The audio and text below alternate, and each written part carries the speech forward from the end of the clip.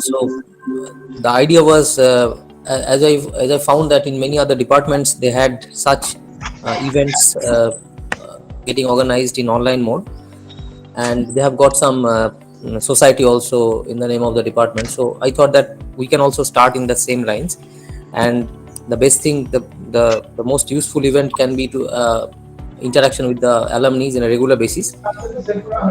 And I just we had some discussions and meetings prior to this, and where I actually approached the 2005 batch, because it's not that others are not a part. Yeah, I just thought that we should start with that particular batch, and the activities, we can have lots of activities, but again based on their professional commitments and other say the physical distance and all, we cannot start all of them simultaneously, but maybe some kind of question answering session in terms of career talks and all, or some kind of focused technical sessions can be organized with a say frequency of 2 per months, and maybe one can be question answering and one can be technical talk, so we can see that how it works. And a session can be of 1 hour, and the best way to start is to have a question answering session where the students, as they have already proposed some questions, and it's a informal discussion. The first thing is there is no formal setup, there is no protocols that we should maintain, so it's a pure interaction with the present and the past, so that we can have a better future. And the worst thing is the second year students like Otishman and all, so they have not yet visited the institute. Okay, so that is something very strange, and they are already so that is how the COVID protocols are strictly followed. So they have not even seen our faces, and not even the department. Everything is going virtual. So there are other issues also that many of us are facing. So let's see whether such interactions can help us in getting some motivation and all this. So that's all. And I really I think the alumni also, those who are interested in joining us, they will be happy to get connected to the roots, because it's just a matter of years.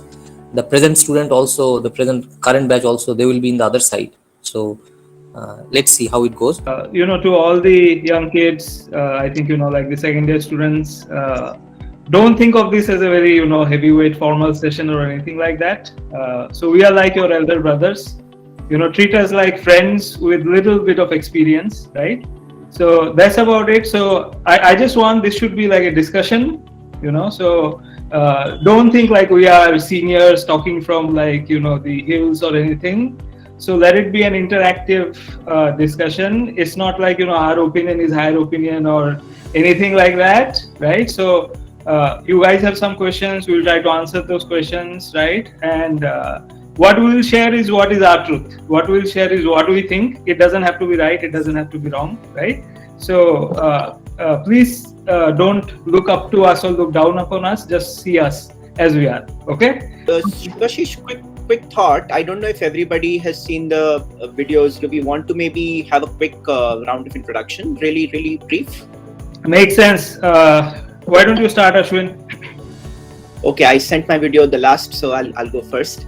Hi everyone, I see a big crowd here, 76, 77, 78 now. So thank you so much. I'm Ashwin Vivedi, 2005 pass out from NIT Durgapur, Computer Science.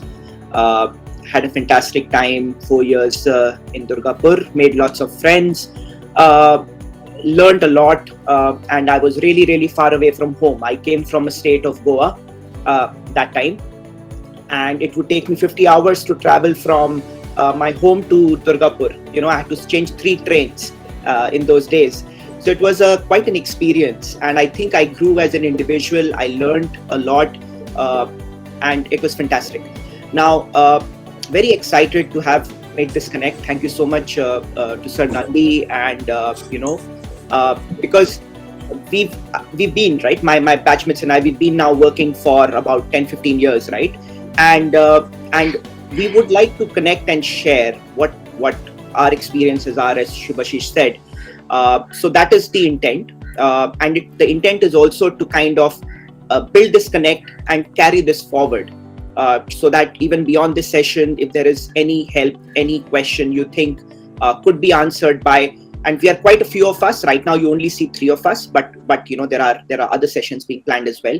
So we would love to help out and see our college grow, and are basically glad to be here. We are going in sorting order. Abhik, it's not perfect alphabetical sorting, but more or less we go. All right. Thanks, Ashwin. So, hello, everyone. I'm Abhik. Of course, I also graduated along with Subhashish and Ashwin, 2 of my very dear friends, and many others from computer science in 2005. I'm currently based out of Melbourne in Australia. And yeah, I mean, I think I sort of echo the words that Subhashish and Ashwin have said. So we all had an amazing time at NIT Durgapur. I think one of the things is that,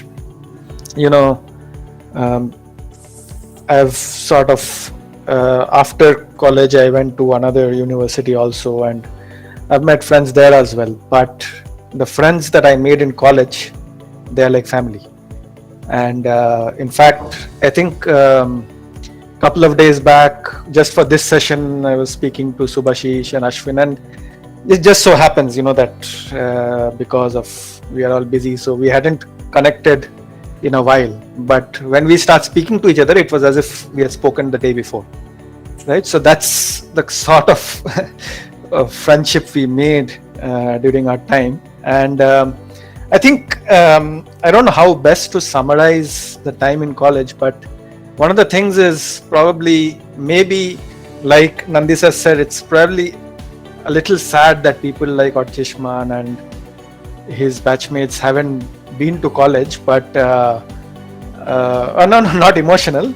I'm just saying that, our time in college, the time that we spent in classes and time that we spent in hostel, there wasn't like a strict boundary really. So, and we learned a lot of things which it's somewhat difficult to sort of pinpoint that what is it that we learned that we have kind of carried forward. But it's really like that college has kind of created the foundations for us. And I think like Nandisa said that many of you may not know, so about 2 or 3 weeks back we caught up with all of our batch. So even though you see only 3 of us, I must tell you that moment we had, I think it probably started with a Facebook chat with Nandi sir and Pranav, one of our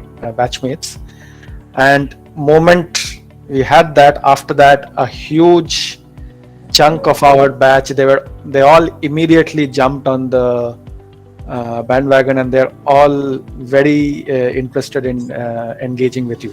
Of course, not everyone could join here today, but you will see more of them as we go on, right? And the idea is to, I think we discussed a lot of ideas over email, but and we thought things like sessions like this, Q&A sessions like this, having tech talks based on our maybe domains, or not necessarily domains of expertise, but domains that we have sort of worked with or interacted with, or it could even be any other kinds of sessions. And the idea is that we weren't very sure about what is it that will exactly help you guys the most, will work for you guys the most. And the idea of starting with this is that we get started on with this discussion, and maybe in another, slowly, in a phase-wise manner, we start introducing different kinds of sessions. So maybe 2 or 3 months down the line, we start maybe tech talks. Maybe we start,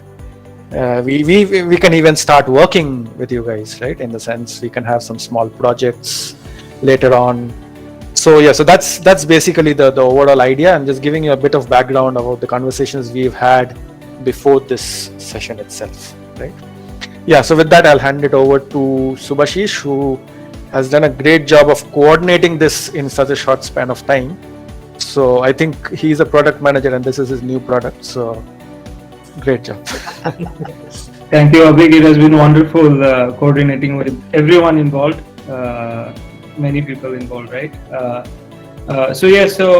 Shubhashish, and Abhig and Ashwin are my dear friends as well.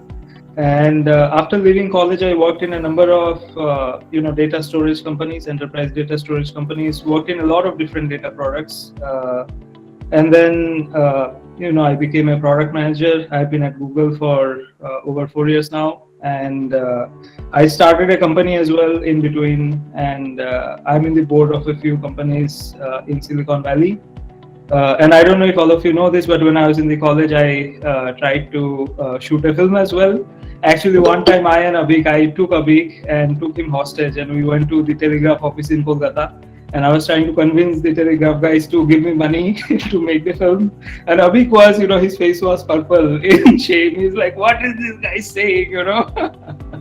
So I always had, love for literature and poetry and fine arts and everything. So with technology, I sort of figured product was a place where I could merge a lot of my loves together. So all of us are happy to share with you any insights from our experiences and anything that can help you. So with that, Archishman and Abhishek, I'll say please let's start with the questions. We are 45 minutes left in this session. We can extend it if needed, but let's get started. Let the first question be something about our college. So I would like all of you to tell us something about your life at NIT Durgapur, and if there is any abiding memories which you would like to share. Okay, I'll go. There are so many memories, a lot of memories of fun, friendship. I remember Euphoria coming to our campus. I compose music as well, and my music has a lot of inspirations, like Mohit Chauhan, Eddie Vedder. Euphoria is also one of them. So there are lots of memories of, good music, friends playing guitar, late at night, so lots of memories like this. I also very profoundly remember falling in love with programming. When I came to the college, I had never programmed before. I didn't know what programming was, what programming languages were. I was in love with English and Bengali, and I was in love with arts. And then my very first lecture I attended, of data structure. I think that class was about arrays and linked lists. And I think for like good 1 month, 1.5 months, everybody saw my room. My computer screen was blue. Those days we had Turbo C compiler. I don't know, Borland and Turbo C were like the main ones those days. So I used to use TC, and for like a month and a half I did nothing else. I was like a little child who just discovered programming, and it was a lot of it was like falling in love for the first time with something. So it was a great experience for me. So yeah, like Subhashish said, it's very difficult to pick out a memory. So what I'll do is I'll tell you our memories of Nandi sir's classes, right? So like he said, he taught us a lot of courses, and the typical trend with Nandi sir's classes is that the first class of the semester the class would be full, right? And then the semester goes on, and by the time it's week 10 or something, there's 10 people in the class, and he would not care, right? He would not care about who is there or who is. But we used to think that he doesn't care, but we eventually realized that he has a precise understanding of who is there, who is doing what, and all of that. And what happened was, I think Ashwin, we were also in his final year project. You were also there, right, in his final year project? Of course. Yeah, and artificial neural networks. Yeah, so we were in the final year project, and again the final year meetings used to be like that. So we used to sort of have ad hoc meetings with him, and some of us used to turn up and some of us not. And I remember at the end of it all, he called us all to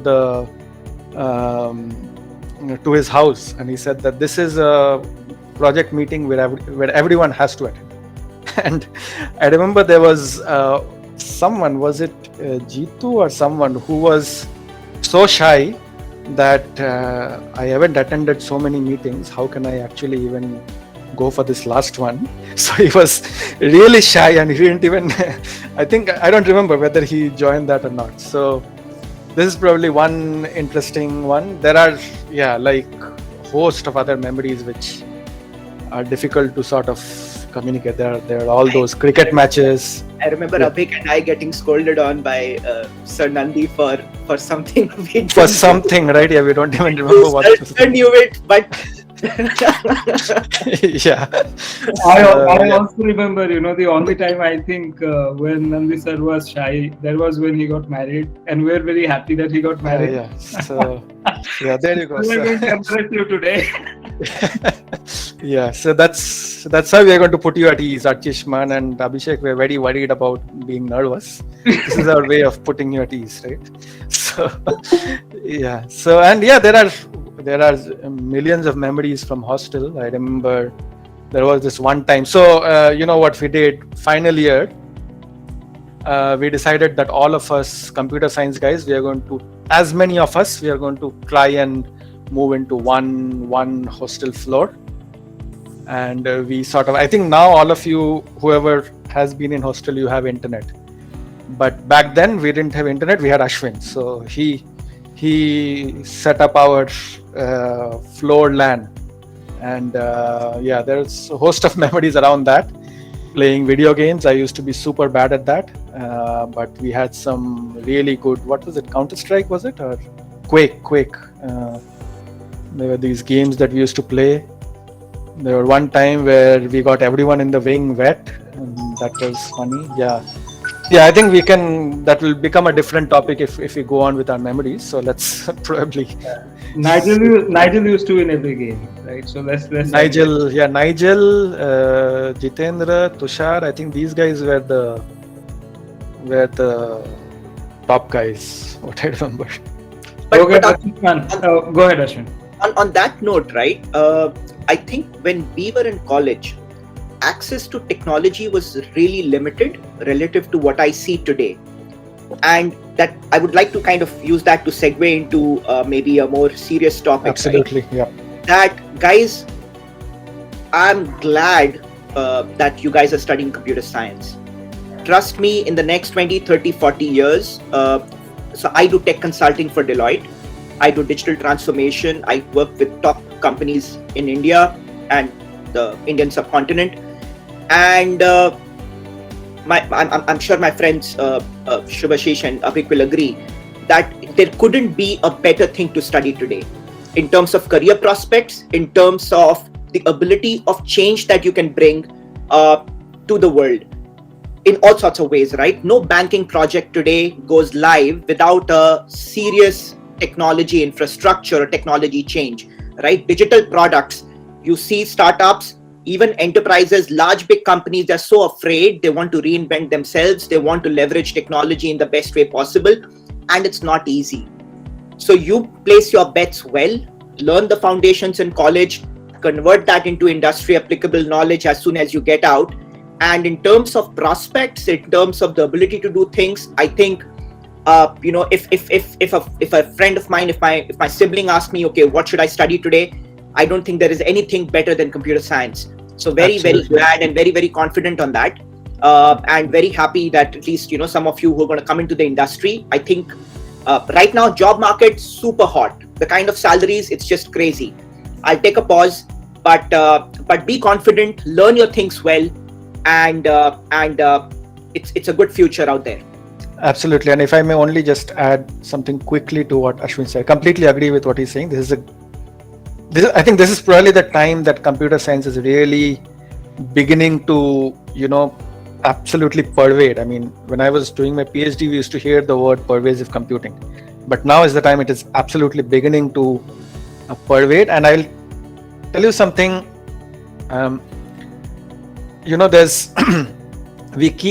there is this perception about, India versus the world in terms of tech.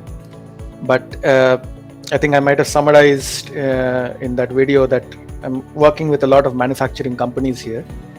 But trust me, when it comes to many of these things, there's not really that much of a gap. And in fact, one of the first projects that I did here, it was with a global food giant, and their factory is really rudimentary. Like they had zero technology, right? So that was like a really tough assignment to start with. So, and I'm just saying this because like Ashwin was saying, be confident, and we are not saying this be confident just to sort of boost you up. I'm saying that you are really in a good place, and you really have the the support structure to make the teachers and the facilities to make the most of it. And once you do that, your the skills that you get are suitable not just for India, for the world. All right, I think we should hand it over unless Yes, Ashish wants to say anything. the main meme here is computer science is like English, for today. So with that, Archishman and Abhishek, let's get started with more questions. Okay, that was quite interesting and insightful. Moving on, we have another question. This is by Murtaza. So it is again a general question. Anyone can answer. So today we see a variety of specific job roles like data science, web development, app development, and all. In that context, how important are the core CS fundamental subjects that are taught in our college curriculum? Are those concepts really applied in the practical scenario? So the core computer science subjects, like I'll just take a shot at it and then leave it to others, right? So the core fundamental subjects of computer science are very essential. Without them, you wouldn't have as much visceral understanding of the nuances as you get to anything. Whether it is you are doing, say, somebody is a data scientist or somebody is a data engineer, doing data analytics. There is so much file system stuff in data analytics. There is so much distributed processing in data analytics. There is so much caching involved. People would have a very superficial understanding of the systems that they are using, and you wouldn't be able to optimize a system or build a system out for new needs. Like if you look at Facebook or if you look at Google, right? You are not making like 5%, 10% improvements in systems. You are doing 10x or 100x innovations. And to do that, merely being able to use a tool is not good enough. You will have to sometimes reinvent the tool, or you will have to sometimes know how to optimize the tool, right? And without having a deeper grounding into like core and fundamental computer science, like technologies and fundamentals, I think people would really struggle. To add to that, see, the way I see it, this is your only chance to learn fundamentals. Everything else you do in the industry, nobody teaches you fundamentals, nobody gives you the time to learn fundamentals, but your competitive advantage among your peers, among whoever you compete with, that will come from your foundational understanding of how the systems really work. And the better you are at it, and to be absolutely honest, maybe not all job roles require that degree of deep knowledge, but somebody who's standing on that firm foundation, it always helps. And you can always tell later on people, as Shubhashish said, who are very high level, who wordsmith probably things and don't understand really where it's stemming from, what are the fundamentals, what are the limitations, and it shows. The other thing is, the systems today are super complex. We are operating at a level which is so far removed from, let's say, the assembly language or the machine language that actually runs the code, right? There is so much abstraction that a lot of people prefer to operate at the top tiers, right? Assembling components, building applications, but not knowing the impact it has on the CPU, the memory, the network that actually runs, will prevent you from being a good engineer or from making the right choices. And this is the only chance. So do it well. I mean, some of you might be lucky to go and do your masters. I didn't. So this is the only chance for you to really understand how these bits and bytes and gates are really move. Maybe just to add to that, I'll probably say a couple of things, right? So one is that fundamentals are fundamentals, right? So you have to be aware of that. So the fundamentals build your baseline, and if for those of you who want to stay on a computer science focused line, be you should view it that way, is one aspect, in the sense that make your fundamentals strong and then be willing to build on them, right? So that is one. The other is what I realize, and the way I look at computer science, I do not look at it as a tech discipline. I look at it as a core science discipline. And the reason is, I'm saying this from experience, right? One is theoretical computer science. If you look at it, it is a way to abstract the world in a sense. I mean, you don't even have to think too far about it. I mean, if you look at distributed systems, I know we talk about parallel computing and grid computing and so on, or cloud computing nowadays maybe, but distributed systems in a way is essentially a science of a distributed society. And now why am I saying all this is, when we, going back to the term Ashwin was using earlier, digital transformation, when we work with, clients who are in, our customers who are in traditional disciplines, we see that one of the main strengths that we have, or maybe where the areas in which we can contribute, is the ability to look things at an abstracted level. And that is probably the key contribution of computer science, and that's where the fundamentals of computer science comes in. So that's what you should probably be aware of. You don't need to be too aware of, but in the sense that you need to be grounded enough in the fundamentals to give you that ability, And finally, what I would say is, you would be surprised. Sometimes you will hear about a lot of tech words, right? But you will be surprised how often you make use of some fundamental things that you learned during your undergraduate. I mean, there are times nowadays when we go and do ER diagrams. I mean, I might not have done that. I might not have thought that I would need to do that even with, practical projects. But sometimes you just need to do that. Sometimes you just need to write a fairly simple code from scratch. So yeah, so those are just a few points that I wanted to add. Another perspective here is, the technology industry is attracting graduates from all disciplines, right? You have civil, mechanical, you have commerce guys, right, who are getting into tech, who are doing certifications, getting jobs. But what is your differentiator, right? They know only things at the highest of levels. But as a computer science grad, your ability to kind of really understand the system end to end can only be possible if you understand the fundamentals well. And again, it's a matter of confidence. It's a matter of the foundation that you stand on. And so do it well while you have the time. Chishma and Abhishek, let's keep rolling. That was quite insightful. Moving on, next we have a question by Akshay.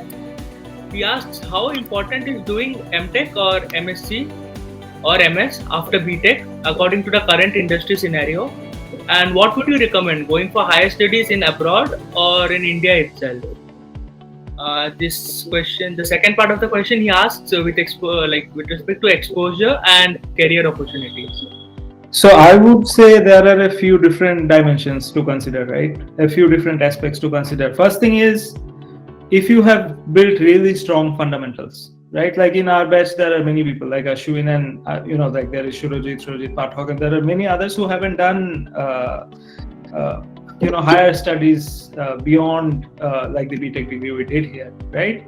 But one thing is, they spend thousands of hours, like programming and observing TCP/IP packets and, debugging and knowing how you can switch into the kernel mode and see if a system call has gone, into the kernel mode, then how you can actually examine what are the function parameters, right?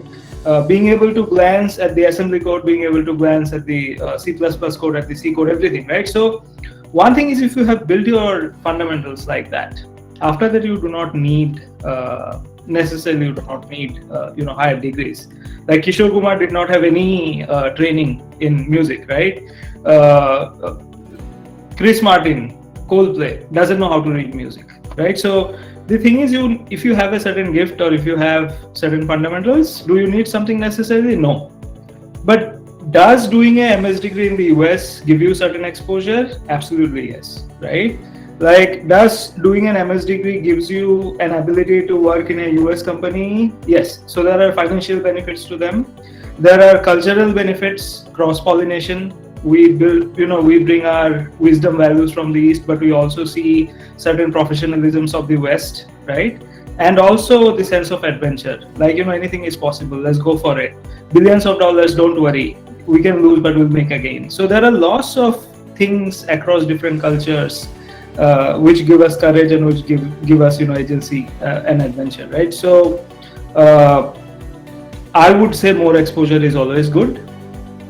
Is it always needed? You can have exposure in all kinds of different ways, right? Like Surjit, for example, is in US right now. He's been working here for like last 10 plus years. So exposures can be had in all different ways. There are many ways to life, right? As long as what you do well, you do it strong, doesn't matter what path you choose, I think you would reach your destiny.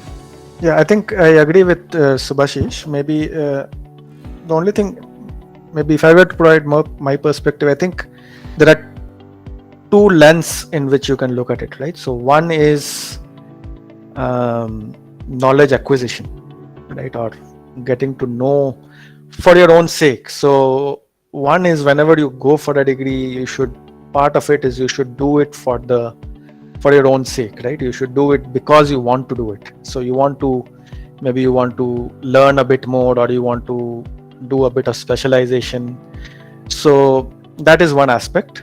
And there is something that a higher degree can add value. So you can, and especially if you are for people who are willing to or are interested in getting into research, in those cases it probably makes more sense, and which probably gets into the second part of what I was going to say, which is more from a practical perspective, right? So like I said, if you want to, let's say if you want to get into research, right, it probably makes sense to now there are people, I know people especially in the companies that I worked in, who I think Subhashish took the example of Ashwin and Surajit, and yeah, there are other people also I have met who have spent a lot of time, still do a lot of technical work, but they may not have done an MTech or MS, right? So it's not that you can't do,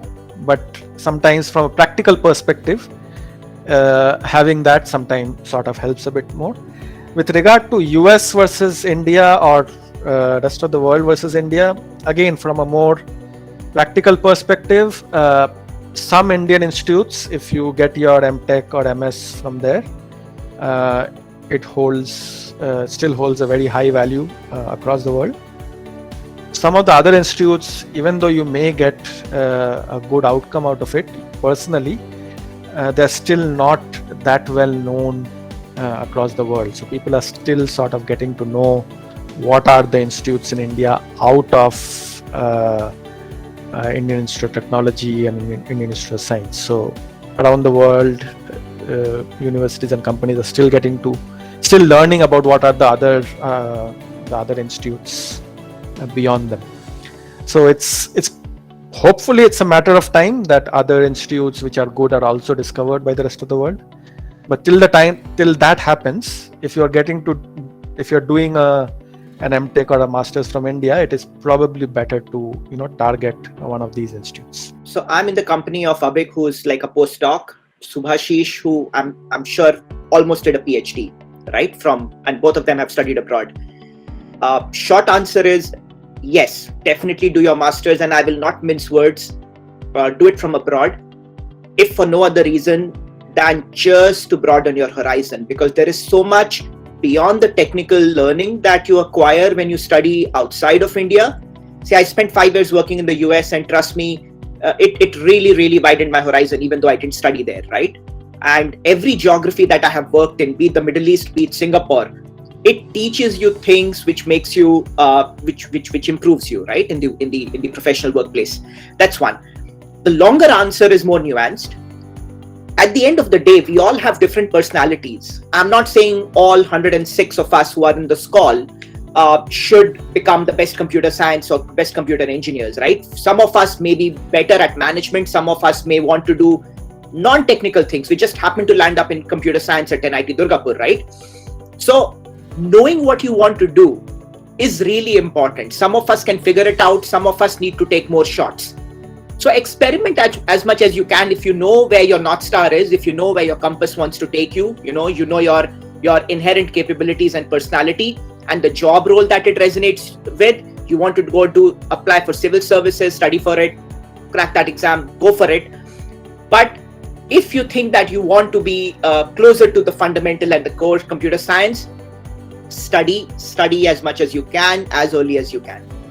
Yeah, and just to conclude, I would actually reiterate a point that Ashwin made. If you do not love the idea of going and doing an MS, please don't do it. Or if you don't love the idea of doing a PhD, don't do it. Don't do it because you think you will make more money or have more success or have more exposure. Without love, doing these sort of things like abroad, when you don't have your support system, you don't have your family, you don't have your friends, everything is foreign. Going through a lot of hardships is not going to be a great experience for you if you don't have love in your heart for the thing that you are doing. If you are doing it for like some monetary benefit, this and that, you will really suffer psychologically. I think somewhere if that light is there in you, this is something really you want to do, it really resonates with you, I think you will find a way. So moving on to the next question. This is a question from my batchmate Rick. He asked to everyone, what small things in these college years will help us grow as an engineer and as a person? I would mention a few simple things. I would say take one language, become really good at it, and spend a lot of time in it, debug in every level that you can, the deepest that you can go, it's like your mother tongue, once you know your mother tongue very well, for you to pick up other languages is that much easier. So I would say don't sort of think of, like this is this semester and these many months and this is what I have to do. Don't think in narrow terms like that. Like really pick up a language and become very good at it. I think through that one language, you are going to really explore a lot of important aspects of computer science, right?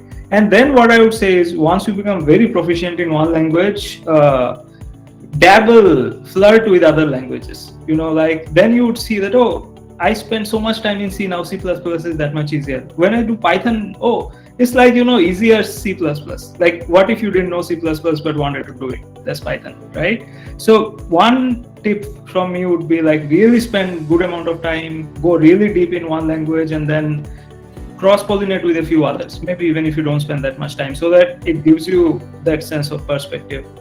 The other thing is a little personal. So what I would say is, like at this age, you guys have a lot of energy, right? Now, if you use that energy, you can be like a rocket ship and can really go sail far. But if you fritter away the energy, you are not going to go anywhere. So I would say this is also a time where you have tremendous amount of energy. So think of how to harness that energy, right? Having a good meditative practice, having a good meditation practice, this might sound really esoteric, hearing this now, but later in life, 10 years later, 15 years later, you would realize what kind of strength it gave you. So I would say, the whole world is busy engineering the iPhone. It is time that you engineer the eye, right? So nobody else is going to work on you.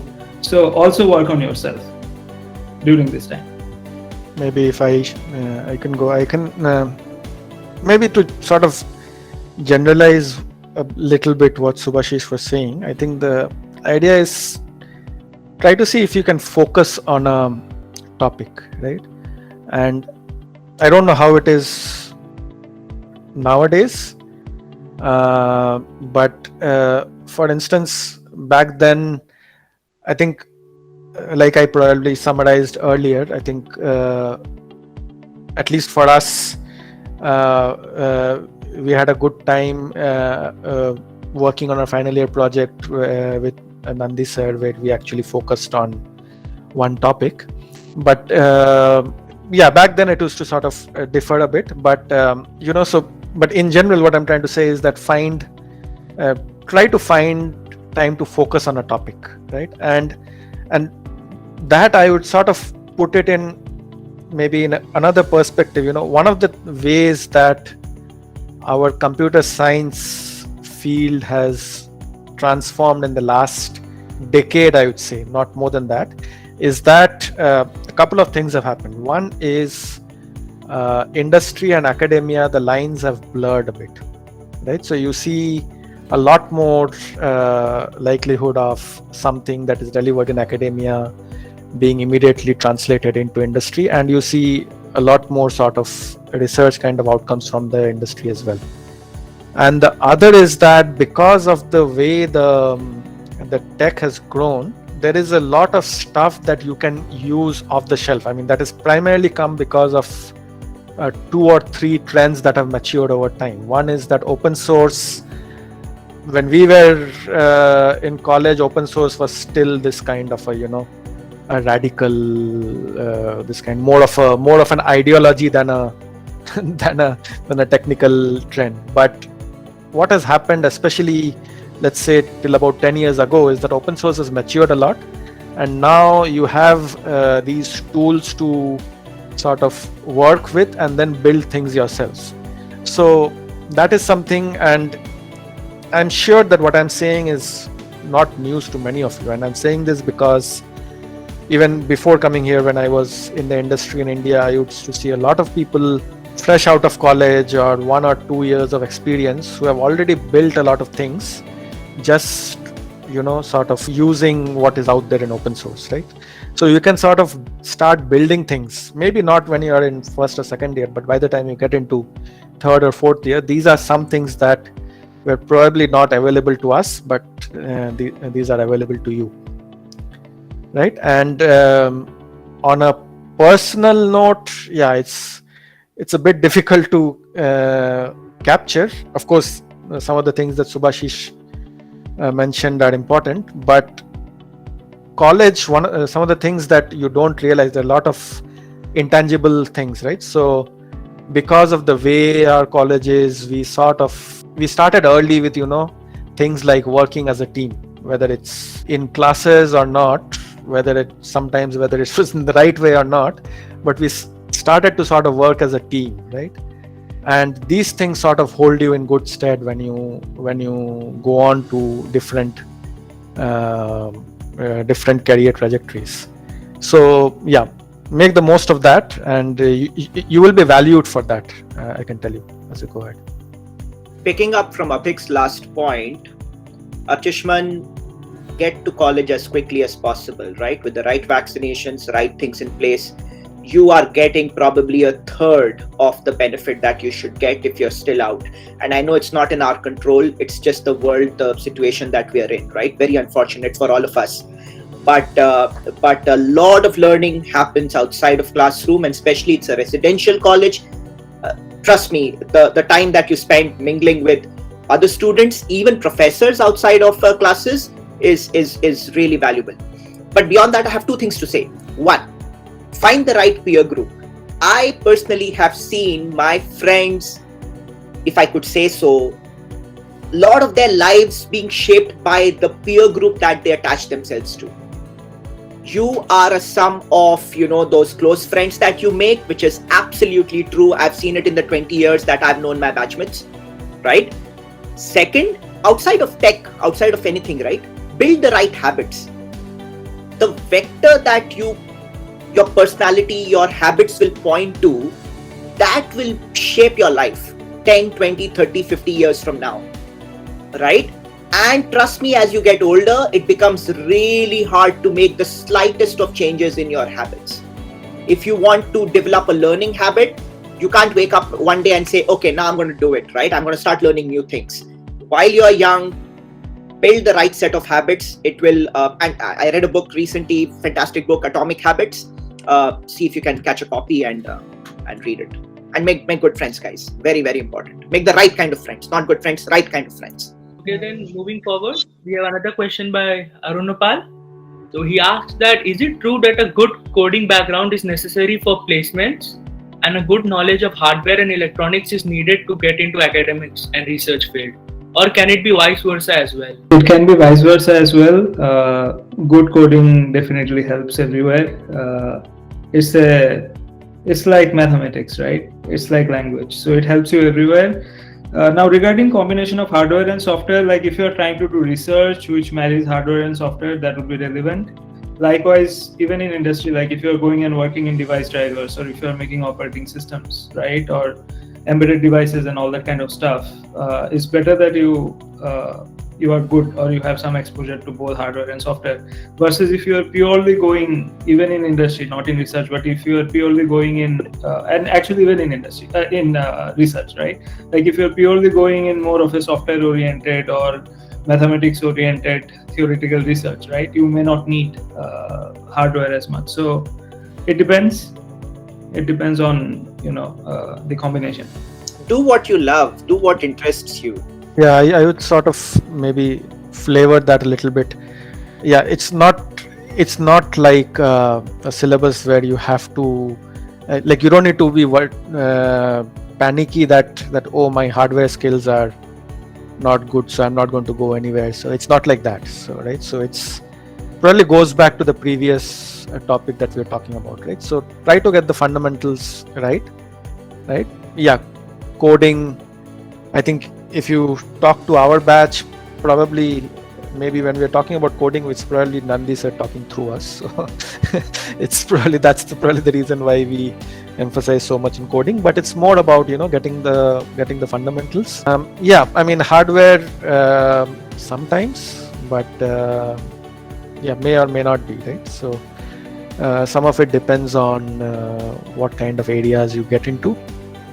Nowadays, yeah, given the easier access, I would say, I mean, you have stuff like Arduinos and Raspberry Pis available easily, so there is more scope to try things out. So if you can try it, right, so you can build stuff. So the next question is asked by Durbar. So he asked that what do you think will be the upcoming fields of CSE which will see the most interest in the upcoming years? AI/ML? A lot is going to be in AI, right? AI, ML. If you look at the industry, mostly, if you leave a few companies, like if you leave Google, if you leave Facebook, and to some extent Apple, right? If you leave a few companies, most of the other industry hasn't yet caught up with AI, ML as much. They're still riding the analytics wave, where all the decision makings and relevancy and optimizations are based on analytics, which are still static logics, right? But in the next 10 years, you would see a lot of that, like Hadoop and sort of, Apache and streaming wave moving from traditional analytics to AI, ML, and so on.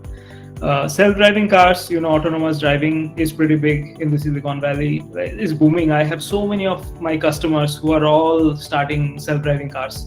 In the next 10 to 15 years, you will see, I think 90 to 95% of automobiles will have some degree of autonomy in it, right? And then there is also a lot of work going in space exploration in various different ways, whether it is like, far, like reaching Mars, or whether it's about reaching the low Earth orbit, right? So there's a lot of competition which is heating up on space, and we see that in the Valley as well. So yeah, definitely a lot of interesting things. And there is a lot of work in quantum computing also. Google has a very successful quantum computing project. We have actually achieved quantum supremacy. If you guys don't know about it, read the paper. So it's finally exciting. I actually wrote a paper in first year on quantum computing, which was like a story. But now we see that it has become real. Quantum computing is becoming reality in a big way. Maybe to provide a bit of a devil's advocate perspective of the first point that both Ashwin and Subhashish mentioned, while AI and ML will grow, I expect that you will see some shifts in there, because I don't know whether you are aware of the Gartner hype cycle. So AI and ML will start to, people are beginning to realize what was the hype and what is the actual benefits, and from there you will start to see a bit of a shift, right, is what I foresee. The other aspect that I see, yeah, quantum computing, definitely, maybe not immediately, but it will definitely take off at some point of time.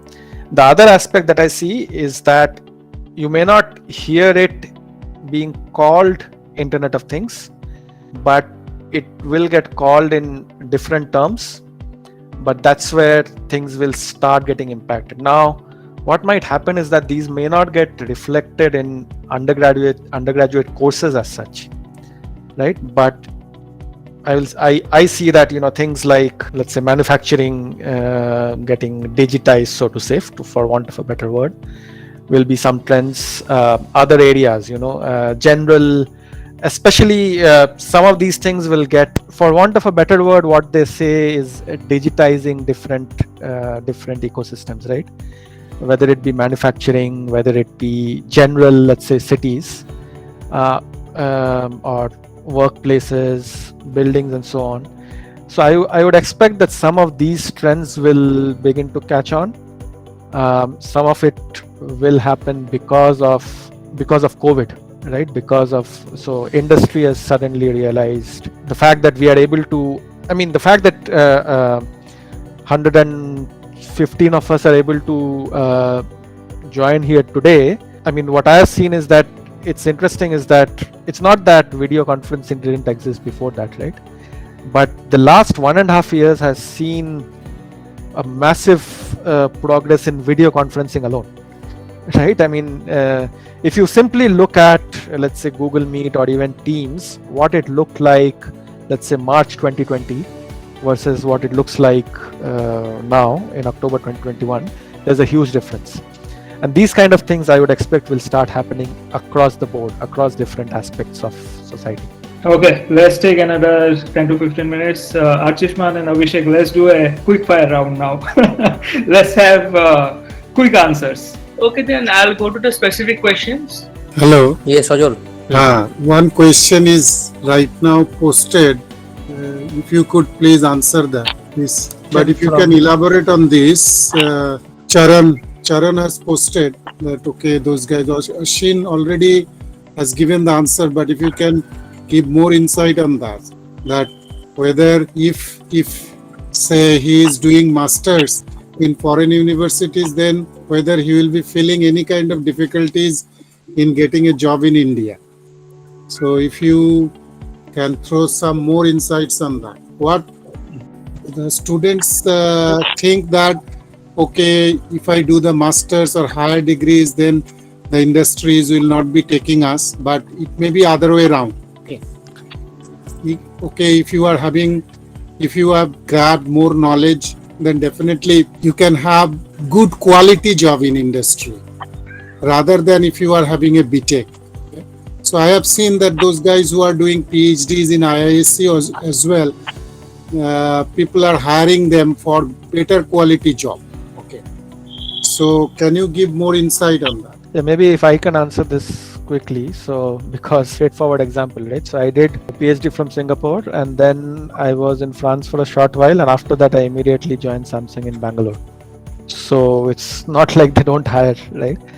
But something that is probably true, I don't know whether it has changed now, is that there is a bit of a perceived pecking order there also, right? So it's not that you cannot expect all companies in India or all recruiters in India to be aware of, let's say, university rankings, and you may not even they may not always be aware of what is the research that you did, or what is the degree, or what is the project that you did. So those kind of things always stay.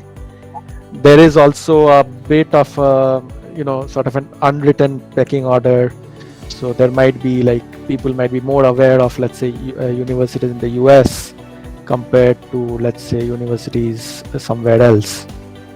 So those kind of things might be there to a certain extent, but I cannot think of a blanket example where someone getting a degree from a foreign university was not able to find a job. At least in my experience, I haven't come across that. I don't know, maybe Ashwin probably has more experience in the Indian sector. So it's very simple from my perspective. A management degree, a B school degree, is far more regional in its influence compared to a tech degree. If you can write code, if you can solve a tech problem in India, in Australia, in Singapore, in Timbuktu, it's far more transferable, relatively speaking, right? I mean, even a top IIM grad from, let's say, IIM Ahmedabad will find it difficult to work on Wall Street, because Wall Street will recruit from New York colleges, for example. I mean, I don't think that's a problem. The bigger challenge or the problem is that if you have gone to a first world country and done your master's, then your immediate job options in that geography might appear to be far more lucrative in terms of compensation and at times opportunity than returning to India, because you may have taken a loan, you may have spent some money, and working back in India, it is not like your salary will be significantly commensurate to the money you may have spent for your masters abroad. That's the only difference. Chishman and Abhishek, let's keep rolling. Okay, so we have 3 specific questions. So after we quickly do that, we'll end the session with one general question. Is that okay? Yeah, sure. Let's roll. We will try to answer them quickly. Okay. The first one is for you, Subhashita. How did you transition? This is from Murtaza. How did you transition from a software engineer to a product manager? Was becoming a project manager always part of your ambition? So when I graduated, I did not know what was a product manager. Actually, until 2011, I did not know what was a product manager. I was deeply lost in what I was doing. Subhashish, can I also request you to maybe define a product manager or a product owner role, right? Because I mean that there are different definitions. Sure. So as a product manager, what I do is I do product strategy, I do business strategy, right? And then product vision, and then product definition, right? So some tangible examples would be, should Google enter into cars, right? That would be like at a business level looking at it. What sort of cars? Sedans or SUVs or trucks. In how many years we should build what, right? That would be like product strategy. Product definition would be like, if I make a sedan, how many seats should be there? How many horsepower or electric or whatever, right? Defining it. So that is product definition, right? So a product manager comes with the vision of a product which customers can use and the company can make money, right? And I'm in the technology space, so my products are not like soaps or toothbrushes. My products are like, digital products, right? And when I graduated, I read a book by John Scully. It is called From Pepsi to Apple. It was, John Scully was the CEO of Pepsi. And he was hired by Steve Jobs to run Apple, and he fired Steve Jobs, and lots of things happened. It was a very, very inspirational book. So when I read that book, I decided I'll be a product visionary. I did not know there was a role called as product manager, but I decided I'm going to make products when I read that book. Around that time, I was like, I think when you guys are like in your 19s and 2021, you should definitely read Fountainhead. You should also read Atlas Shrugged. And when you have grown up a little bit, you should forget some of those things and temper those knowledge with more of, like meditation and compassion and empathy and all of that. But when you are 19 to 21, it's a good time to read Fountainhead. So I was very inspired by Howard Roark and everything. Product management for me was a way to marry my love for creative, liberal arts, also business and technology. I discovered it. I did not know about it. I knew in my heart what I wanted to do, and eventually I found product management was that way. And I was glad to know that, that is actually the role which does it. So it was serendipitous. Okay, a quick follow-up. Did you grow tired of coding, or you just like product management more than coding? No, I did not grow tired of coding. I love coding, but I also want right decisions to happen. So as I spend more and more time being an engineer, I also realized it's not just making good choices in code, it's also making good choices at a product level, like, what features it should have, what features should help customers. Because ultimately you make money or you don't make money, or you make people happy if you deliver what is useful, right? So yeah, definitely didn't grow tired of it. So the next question is to Ashwinda. So what was your aspiration to move to consulting firms like KPMG and Deloitte from IBM, and what it feels like to be the associate director of a company? Well, when I was at IBM and I was working for American Express, Bank of America, by the time the project came to us, decisions were already made. That a certain product has to be built, or a certain software has to be built, and we went and built it. I wanted a seat at the decision making table because I thought that I might want to change or influence some of those decisions. Hence the constant itch to, if I could put it in this way, right? Solve business problems through technology. See, big corporations, they don't care. A hospital, an airline, a retail chain doesn't care whether it's Java or Python, whether it is TCP/IP version 4 or TCP/IP version 6, right? So much of their success today is dependent on technology that there is this massive void that you can fill with the right knowledge, with the right understanding of technology. So I wanted to kind of help, or rather be that person to solve business problems. And I think in my current role, titles, to be honest, not important. It's just a matter of time and a lot of luck, right? I mean, somebody could be, I have my peer, I'm sure he'll also speak to you, Ashish, who was a partner with PwC. So, it's where do you think your passion lies? And Abhik and Shubhashish, right? I think at the end of the day, we find ourselves gravitating towards that. And the earlier you find it, the easier it is for you. So the next question is to Avigda. It is by Sayantan. He asks that how should we proceed to create a career in research? I mean, there is obviously you can, like we've covered before, you can obviously pursue masters or PhD. Although I might add the note that I didn't actually do any masters. So I sort of directly went for my PhD after doing a couple of years in the industry. But that's more of, I mean, those things I don't think I need to tell you. But in terms of pursuing a career in research, I think you want to sort of start looking at things that way, right? So it's a good idea to start early while you are in college. You don't need to immediately target papers in top conferences and top journals, right? And by the way, I might also note, so I think Ashwin and myself, we were lucky enough to actually co-author a paper with Nandi sir in our final year. But I think it is a paper, sometimes we often joke with, for example, my PhD students, we often joke that one of the things that we learn in PhD is how to read papers, right? So it's never a bad idea to start early, right? So start reading papers, and this also goes back to the point that I was making before, right? Which is that what I observe is that in the last 10 years or so, the lines are somewhat blurred between industry and academia.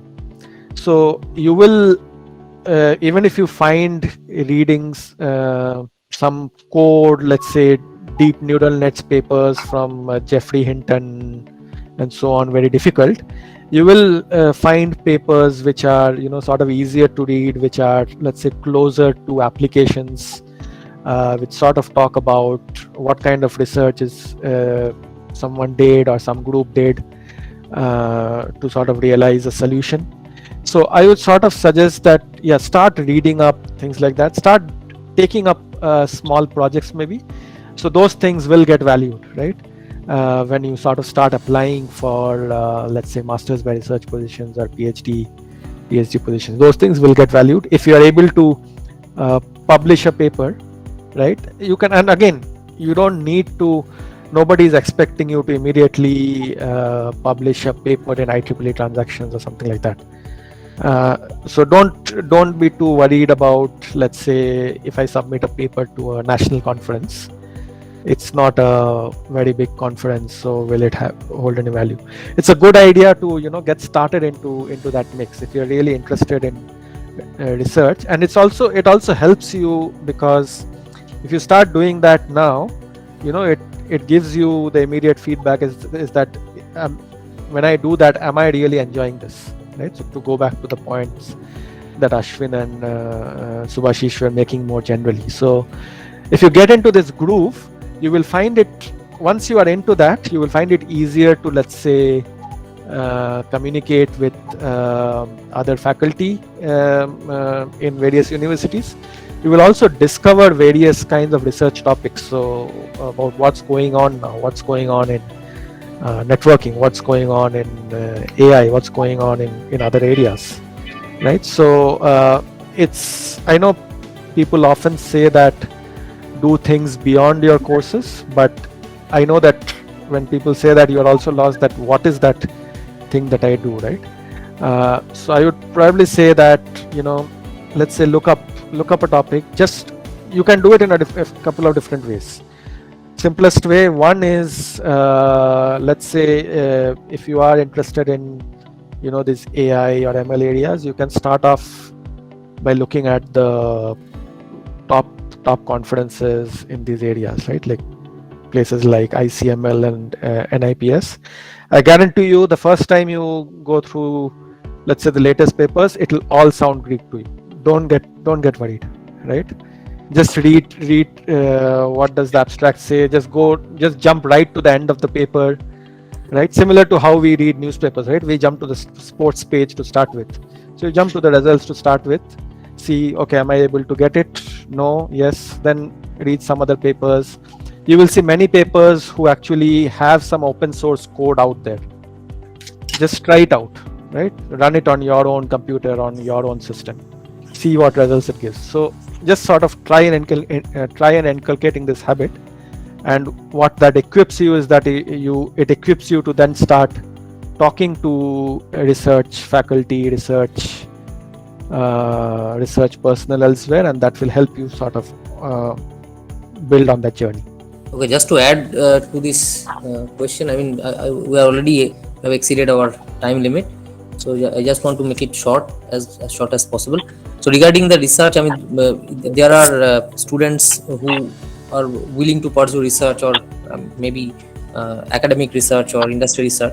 So anything that is related to research, I think for a BTech student, the best thing is try to develop your core skills, the upcoming technologies within the first or second year that we have to do. And then after that, these days I think there is an opportunity that in our institute also, in our department also, you will have lots of sponsored researches are there, which was not there in long back, like 10-15 years, 20 years. So these days we are having plenty of such say projects which are research oriented. So if you join some of the faculty's research group, you will have hands-on experience of how to think of a research problem, how it takes shape, the trajectory right from building the things, conceptualizing and then getting it published.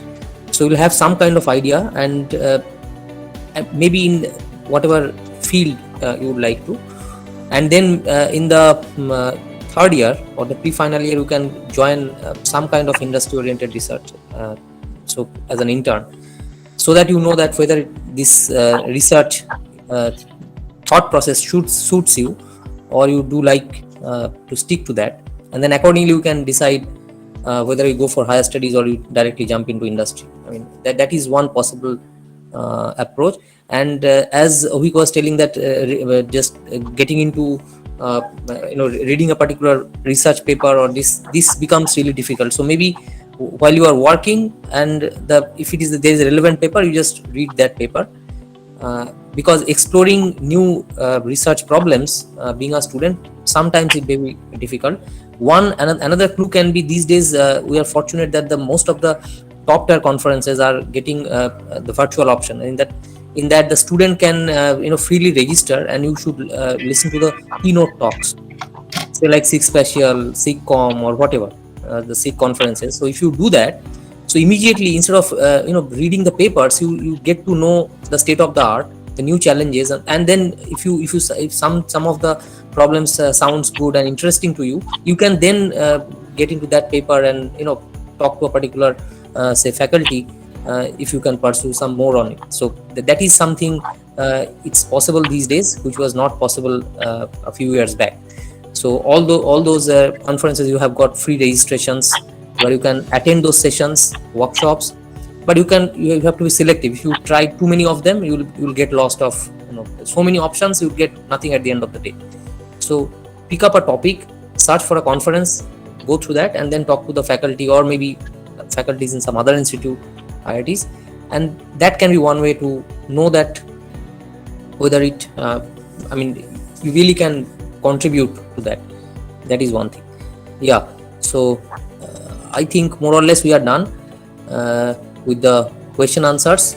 So if I can sum it up, I think it was really a good session. At least it was a great learning experience for me also, because for us, it is, we always say, and the students are forced to listen to us, and this is the other way around. So because experience actually matters, and although there are some conflicting answers like what to do, because when you have got, so these days there are so much of abundance of technology and options. As a student who is in a BTech, it becomes very difficult to have a very sound fundamental base, as well as getting hold into some technology that is upcoming technology or like that. So the situation is not, it's increasingly becoming difficult. That is my opinion. And you people did your BTechs in 2005, and we did almost a decade back. So in our case, very few options are there. C and C++, those are the only languages. Even Java was not there. And now you are at a loss, like whether the expertise, whether I do our expertise in Python, and there are so many libraries, or I just stick to a basic language, or I do what? I mean, so options are too many, and I think it is difficult for a student to get to the right choice. And these days, whether you use it or not, everybody knows that AI ML, you have to do it to get a good job. Now, how you are going to utilize it, nobody knows. And there are lots of online courses. You keep on doing the courses and trying to find out a project that will work on it to apply those things. Anyway, so but again, there are few good books that was referred, and also some other suggestions like engineering yourself, not only just computer engineering, engineering the eye inside you and growing up good habits. So those are good things. And as you grow older, you are always inclined to give good suggestions. So that's good. Those who could not join, they can in offline mode, they can see it. And again, you can direct your questions to the alumni, those who are present these days. So we'll have a kind of forum for putting questions, and whenever they have time, they can respond. And if you have a specific question that or some kind of help that a particular alumni can do, and that also is possible. So let us see how things goes in the next few months. And if you have got any suggestions, I am talking to the students, that the way this can be made even more effective, you can always provide your suggestions to the CRs, which will be routed to us. Okay. And Shojol and Animesh is also there. So if you have got anything to share, maybe a minute or so, you can do that. No, I think this was a good session, and I guess many more sessions will be held in the near future.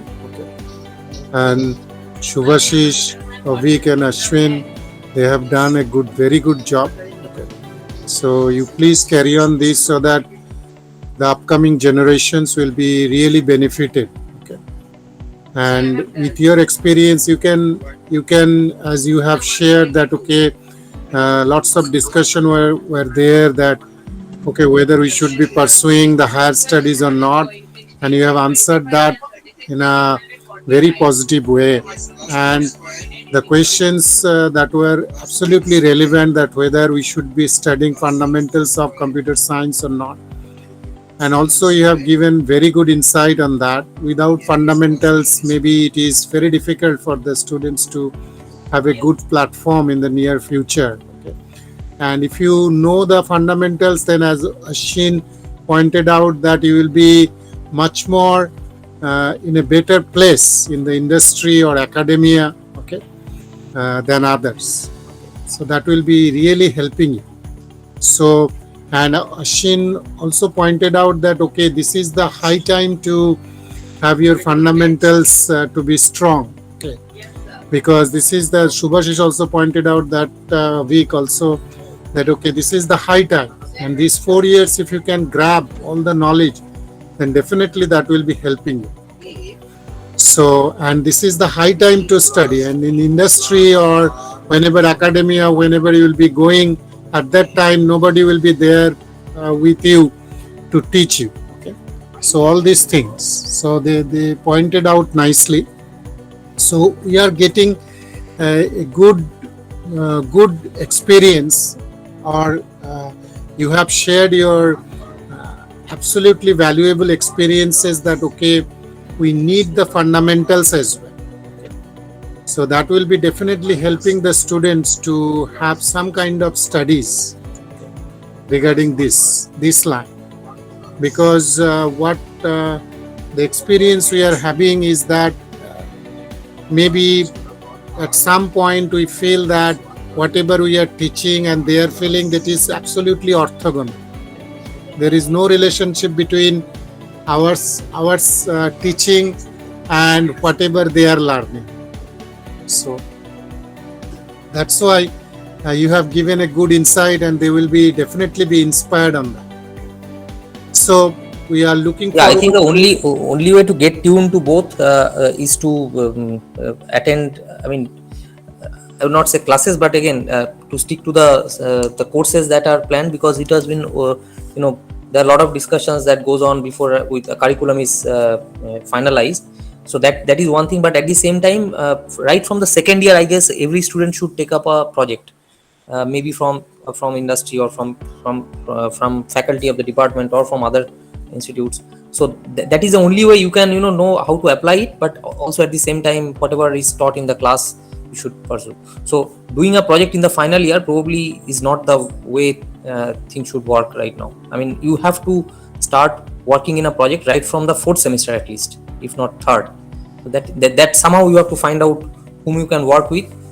Even if you do not write code, at least you be a part of a project which actually shows how to implement ideas, algorithms, and system is designed, and all this it is refined after several iterations and all. So you should be a part of the design life cycle, maybe in a small form, academic form, but again, that is the only way you can relate what you are learning, and you know that how it is going to be used, not just merely taking up courses from Coursera and all this. So you have to somehow apply them, and the best time is in the second year and not beyond fourth semester. You should start. That is my perception. Absolutely, sir. Absolutely. Industry, it values you based on your ability to solve problems, and everything that we study, all the subjects, right? Computer science. I mean, that foundation has to be there, and then the faster you build projects, test out concepts, it helps you understand and absorb. I think that'll be pretty nice if folks can do that. Go ahead, Avik. Sorry, Subhashish. So I think only thing that I'll add is that I think nowadays there's a lot of things available, right? So like Nandi sir said, for instance, if you take a look at some conferences, many of them might actually have some open source projects going on. I know that Google and Microsoft have a lot of open source projects going on, which you can immediately take and start trying it out yourself. And the reason I'm saying is that don't get frustrated or disappointed if you are not able to immediately get industry connects. Sometimes it might take time, but in the meantime, nowadays there's a lot available for you to start working with yourself. So take that opportunity. Yeah, I was going to say I can empathize with the fact that there is like the tech scene is exploding right now. There are so much going on, like AI, ML, data analytics. Problem of plenty. Yeah, there are so many things, right? So I think as students you can get very anxious and you can be lost, right? Like I have 24 hours in a day, like how many things am I expected to learn, right? So opinionated view, I'm giving you my opinion. I feel in these 4 years, if you can build your fundamentals, I think we have talked about it, but I'll reinforce this point once again. I would say these 4 years if you can utilize to go really deep into certain things. Everything else would be like a extrapolation of that knowledge and that know-how that you will build. So I can tell you, if you want to learn AI ML after you leave college, you will still have probably 10 years to learn AI ML, But SC program, when it goes into assembly, how does the arguments get passed? Or in C++, if there is overloading happening, how to actually find out there is a virtual pointer and how to debug, right? These are the skills, if you don't learn now, for you to learn them on the job might be very hard, because you may not get that time, right? So I feel whether it is Apache Sparks or Beams of the world, or the latest like TensorFlow or whatever AI ML thing, I think you guys have time. It may not look that fashionable and you might feel FOMO that you are missing out, but I would say focus on the basics, and most importantly, don't worry too much about like getting jobs or career, what would happen. Try to fall in love. If you don't fall in love now, to love later would be difficult. So fall in love now with computer science. I think it would serve you well later. Well said. Well said. Okay, so thank you all for a very nice session, and I thank all the students also for having the patience and participating to make it a success. It's a really a very fruitful discussion, and I hope that this continues. And yeah, it may not be possible that you all three will be present in every interaction, but again, whenever there are some messages, you can respond, and maybe again at some point of time to come and talk. Okay, Sure, thank sir. you. Thank you, sir. Thank Thank you all. you, everyone. Thank you. Thank you, everyone. Thank you, everyone. Thank you.